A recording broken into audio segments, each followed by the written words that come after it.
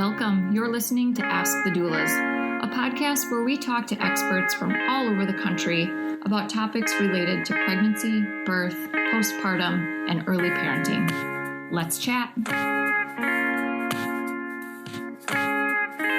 Hello. This is Kristin with Ask the Doulas, and I am so excited to chat with Rachel Meakins today. Rachel is a perinatal specialist. She is also a doula and a women's rights activist, and she is a fair play method facilitator. So I am really excited to get into understanding fair play and how we can all utilize a balance in sharing the workload at home. Welcome, Rachel. Thank you, Kristin. I'm really happy to be here with you and talk about all of these important things. Yeah. So let's get into a bit more about your background. Again, you have so many different certifications: a certified health coach, you're CPR certified, a newborn care specialist, and then your business, Zenbari. Let's chat a bit about, what led you to working with women in the perinatal phase. Sure. So I was raised in North Dakota on a farm, and my family was comprised of myself, my two younger siblings who were 5 and 10 years younger. So my mom needed a lot of help with them, and I just happened to be of the age where I could help. So I grew up just being around babies, helping my mother. And then when I moved to New York City at the age of 18, I just kind of naturally fell into the role of a mother's helper with families that I would meet, because their kids would just come up to me, and, I was kind of natural with them, and I loved being in the home. So I really missed being on the farm and the familial life. And I started working as a nanny, and really it was more of a hobby, and I really just wanted to be with mothers. So I would go on trips with families, or I would help out on the weekends or something, and really just to play with kids and be around them. So it was kind of this sweet gig that I found beside everything else. And after years of working just full time round the clock in New York City, which is how it works there, I really wanted to be more intentional with my time and the people that I was spending time with, and really wanted to focus on something that I knew could translate into my future, because I knew I wanted to have a family of my own. So I found doula work, and it was like a light bulb went off. I just started researching. And at the time, I think the only thing that was out was Ricky Lake, The Business of Being Born. Yes. And I watched it the night that I learned what a doula was for the first time, and was just completely enthralled, and signed up for a DONA International training with Deborah Pascali-Bonaro, and trained with her. It was amazing. And it just kind of catapulted from there, or snowballed, I guess you could say. I just continued to add certifications as mothers kind of would tell me in their own private time, or just spending time with them, tell me what they needed. And as an ambassador for Every Mother Count, I have learned so much from them also about the gaps in healthcare in the United States and the rising numbers of maternal mortality, which is just so astonishing in the worst way. Definitely. So I've been really lucky to have met a lot of amazing people and birth workers along the way. And that's really how I got into this work. And so now I have my company, Zenbari. I'm living in Los Angeles. I do work virtually, though. I'm also a new mom. So I'm using all of these skills that I have collected over the past 7 years now. Beautiful. So Rachel, I would love to chat about the division of labor in the household and how you got to become a fair play method facilitator. Obviously, there's a fantastic book called Fair Play, and then that led to a film on the same topic. So would love to hear your journey and share tips and information with our listeners around, again, the division of labor and the fair play method in general. So absolutely. So I actually found fair play first personally when my husband and I had moved from New York to Toronto. And, when we were living in New York, we were dating, and it was all fun and games, right? Before you get married and before things become really real, and just everyday tasks are just kind of always there and looming. So when we moved from New York to Toronto, my husband took on a job as a role as a CEO, and he was much busier than he had been before. And it was a much more stressful time for him. He was learning and the company was growing. And I had, after living in New York for 15 years, I was living in a completely new city and had much more time on my hands. So the domestic landscape for us changed greatly, and it was really confusing, and it was a struggle for us. And we had done during that time, we did a lot of communication work and stuff. We would take seminars and whenever we did have the time, and really worked on how we were going to carry out our lives in the future. And Fair Play was one of the books that really helped. It came into my world, I think, when Reese's Book Club originally talked about it. I think that was I'm going to say late 2019. So we had maybe been there for about a year. Pandemic started. So I read this just before the pandemic started, and also recognized that it was a book that it was infuriating. It was sad to me, but it was also, it gave me a sense of relief because it really put words to the feelings that I had been having. And then not only for myself, but I think really broadened my view of what everyone was going through, or what a large number of people are going through on a daily basis. And then I started thinking about how this could possibly help my clients in the postpartum phase, because, a lot of times people will set themselves up for their birth and they'll put together a birth preference plan, and you'll go into parenthood thinking, okay, I'm going to do this. This seems like the really hard part. But now, luckily, I think more people are talking about postpartum life, because that's when it really, it's an endurance game, and labor is absolutely an endurance sport. But then you start right away after your child is born, and things really start to change in the domestic sphere at that point in time, because mom inevitably, or the birthing parent, or the default parent, if you will, inevitably takes a little bit more, unless these conversations are had beforehand, or if you can bring in a communication tool and you're both committed to really kind of making things feel better for everyone. And I think that's where I really saw Fair Play as something that I wanted to utilize for myself and for my clients. So my husband and I brought it into our lives very slowly. And it usually, very truthfully, it's usually a very slow introduction for people, because usually one partner will bring it into a conversation, and it can be a little bit off-putting. I'll be, really frank. And we all know this, talked about this amongst the facilitators. Eve has talked about this. The book is written to women, and the book is really it's a love letter to women. And it's saying, I know how you feel. This is what's probably happening for you. And here is a solution if you'd like to try it. And we have some support in the form of facilitators if you need to talk to anyone about it. So Fair Play started as a book talking about the inequities in the domestic life. So from there, Eve created a deck of cards. It's 100 cards. Each deck or each card represents a different domestic task.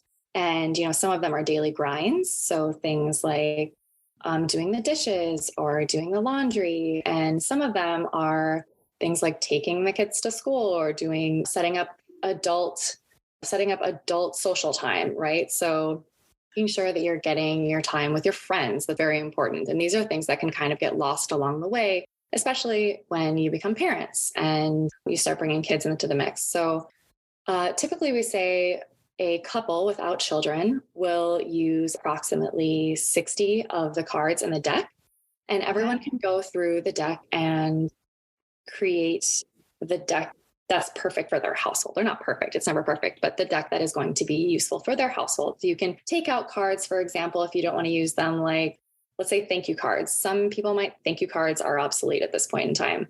And some people really value sending a thank you card and telling the people that have done something for them, that they really enjoyed it, and this is why.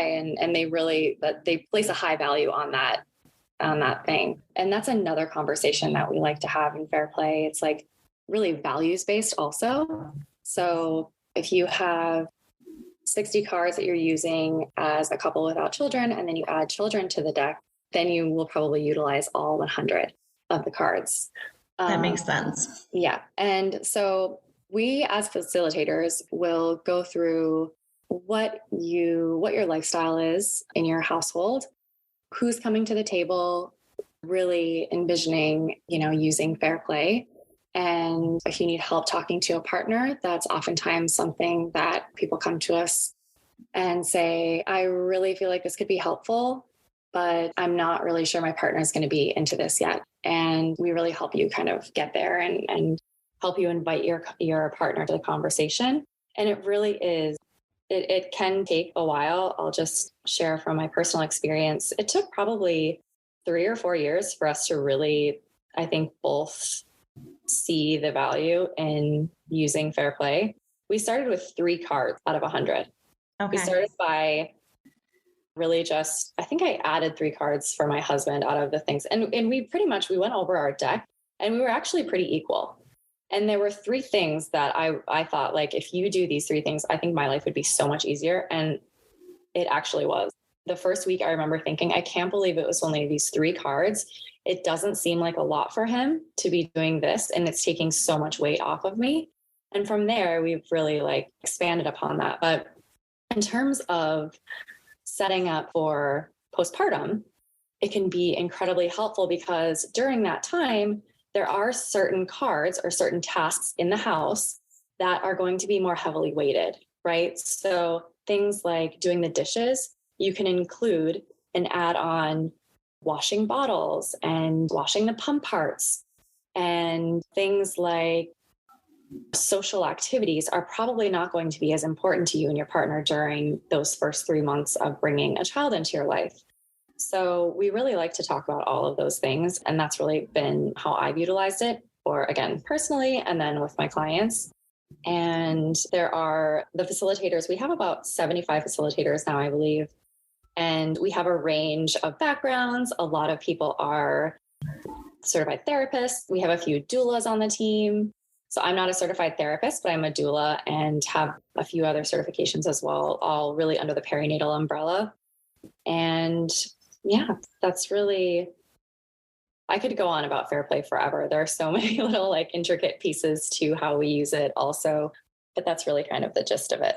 I love it. And so this conversation, is so important to have during pregnancy, because in that postnatal phase, everything is overwhelming. To have these serious discussions about roles and responsibilities and what a couple is willing to hire out, and who's going to take over other chores. Mm-hmm. And it's fortunate that we have grocery delivery. I know when I had my kids, that was not really a thing. And so even figuring out having my husband go to the grocery store where I normally did the grocery shopping, and in the recovery phase, women are not supposed to vacuum, and so, or reduce going up and down stairs. And whether you end up hiring a postpartum doula or a housekeeper, again, figuring out what the priorities are and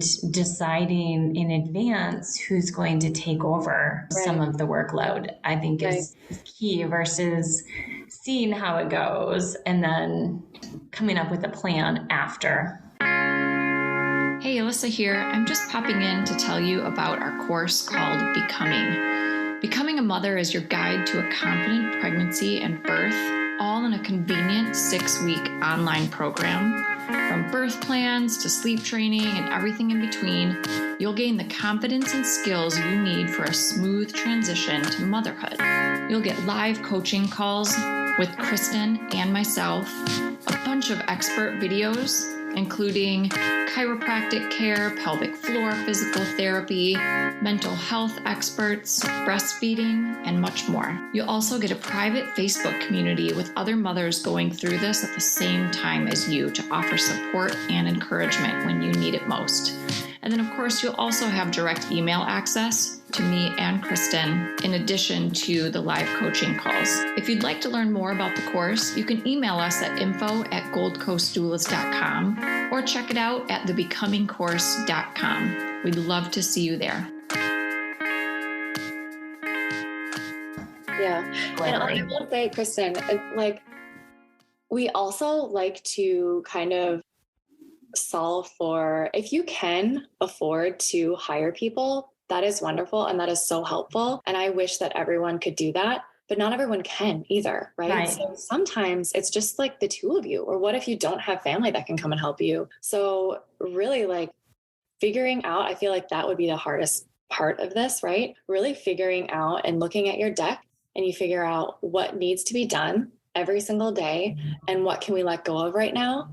I'll be honest, my husband took over so much for me, and I was so thankful that we had this tool to use, and we had been talking about it for a while before our baby came, because we were on the same page. So I decided that I wanted to try breastfeeding, which was not super easy for me. I'm a lactation counselor, and I still was like, not that that means you're going to have an easy time breastfeeding, but it was a huge learning curve for me. And I had to have people come and help, and meaning I had to have a lactation counselor come and like help me figure out, like, I feel like looking at all of the angles when you're learning to breastfeed is really important. Yes.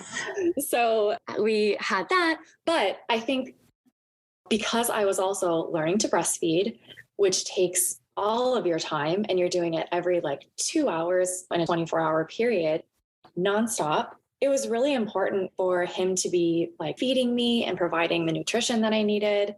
And also he was taking care of all of the cleaning and everything in the house, all of the laundry. It was so incredibly helpful. And I cannot imagine how it would have been if we hadn't talked about this before. So I have almost, I think, changed my priority in, I think, helping people to birth is one thing that I think is just so incredibly amazing and magical and beautiful and just awe-inspiring. But I also feel like there are a ton of people helping with that now. And I think I'm kind of leaning my focus more into postpartum, because I think if we set it up a little bit differently and we have more time to discuss these things ahead of time, hopefully women will start having, or birthing parents will start having, an easier time with their recovery and getting the support that they need. And that's just why I love Fair Play so much, because I feel like it explicitly defines all of the roles. And another thing that we do is, we talk about minimum standard of care. So we call it MSC, the minimum standard of care for each of these tasks. So this can oftentimes be the point of contention, actually, for couples. And, you might have this one thing that you always fight about, or this one thing that you're always resentful about. And where does that actually come from? So we've kind of taken a dive into figuring out where these ongoing conversations, if you will, or discussions or even disagreements come from. And oftentimes it's because you have a difference in values. And I was talking about values a little bit earlier, but I'll expand upon it now. Let's say one partner is always really annoyed that the countertops are not wiped off. And the other partner is like, I'm so busy. Like, why? I don't have time to do this right now. Why is it such a big deal? I do it at the end of the day or something, So we like to play a game called Cards for Humanity, where you can sit down. This is actually a great starting point if you're looking for a way to bring your partner into the Fair Play conversation. So instead of saying, I really want you to dive into this, like, extra work with me, and it can feel very overwhelming to start Fair Play from scratch, you can set aside like a date morning, 30 minutes over coffee or something. I know it's really hard to find that time, but right. If you can create that, put it on your schedule once every 2 weeks or something, just to get these conversations started, it can be really helpful, and it can be a really great opening. So Cards for Humanity is a card game. You sit down with your deck of cards, which you can download off of the Fair Play website if you don't have them physically. And you just choose one card out of the deck, and you say, okay, I chose the laundry card. And all right, so the partner that chooses the card is going to ask the other partner, what has your experience been with laundry in your life? Who did it in your household growing up? Did you have any experiences with like roommates or dorm mates in college, or, in your 20s, where something really was like helpful, something felt supportive? What did you like about it? What do you not like about it? Was there ever an instance that made you just like completely dislike this chore? And you can actually learn so much about the other person. And this is where the values. I love it. Yeah, this is where the values come in, and you can, you hear what the dynamic was in the person's childhood. So that might frame the way that they look at their life now and the way they might think things should be done when they really just maybe haven't thought. And none of us do this, right? Like you really have to ask yourself to think outside the box and outside of what is kind of already ingrained in you. You can really learn so much. My husband and I did this a couple of weeks ago for the first time.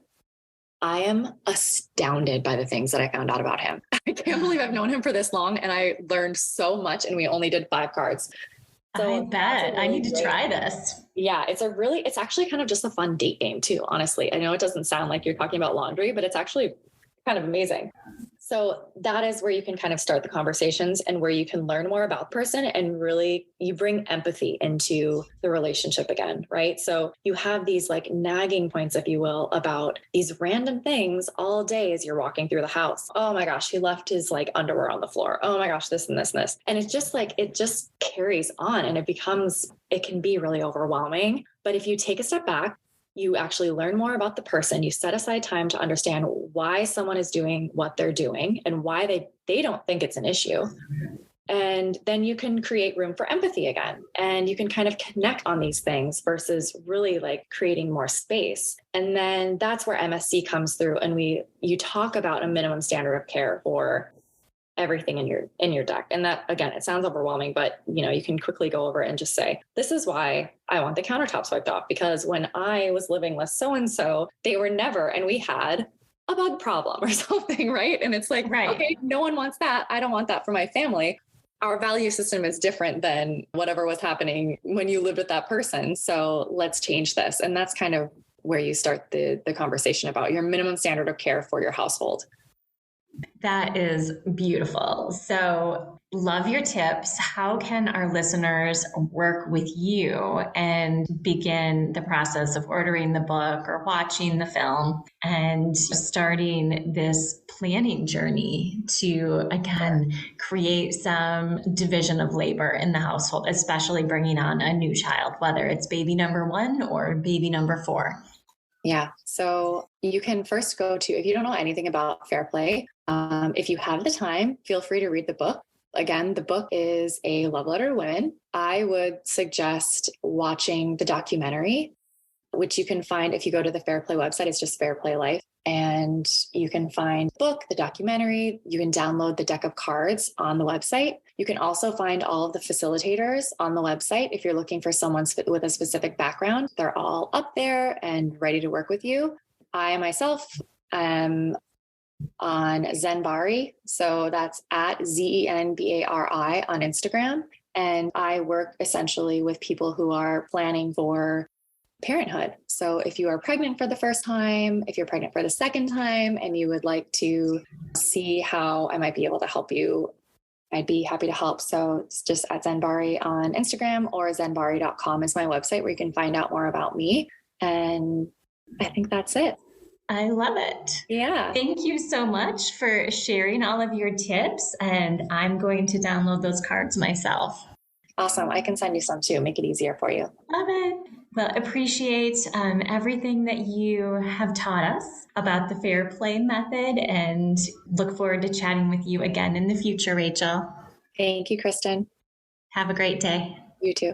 Thanks for listening to Ask the Doulas. For more information about Gold Coast Doulas, visit us on our website, goldcoastdoulas.com. We're also on Instagram, Facebook, and YouTube. If you like this podcast, please subscribe and give us a 5-star review. Thank you. Remember, these moments are golden.